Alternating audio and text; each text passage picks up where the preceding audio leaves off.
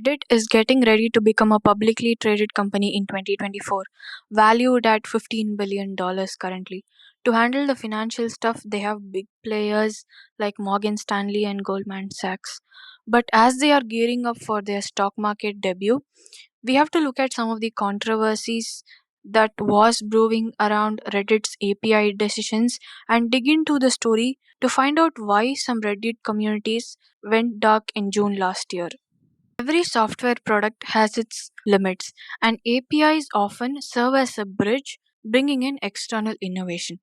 Reddit is a hub for community forums, heavily depends on its user community to bring in interactions and discussions on important topics. When it comes to APIs, Reddit relies on its developer community to address user needs, to build mobile apps, and other moderation tools. But a major change happened in the tech community last year with the mainstream introduction of LLMs like ChatGPT and Bard.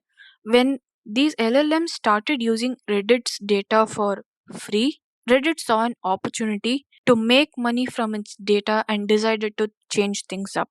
In April, Reddit CEO Steve Huffman announced changes to how they charged for using their API. So the goal was to make money for Reddit's stock market debut in 2024.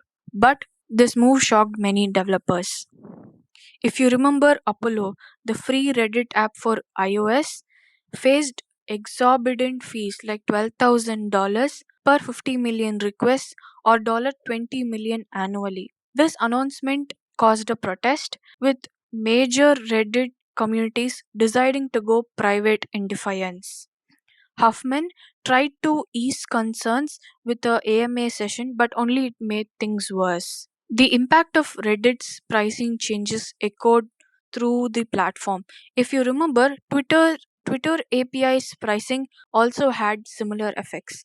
Over 7,000 communities on Reddit from June 12 to June 14, with popular ones like gaming, music, science going private for those 3 days. The trust with developers was broken.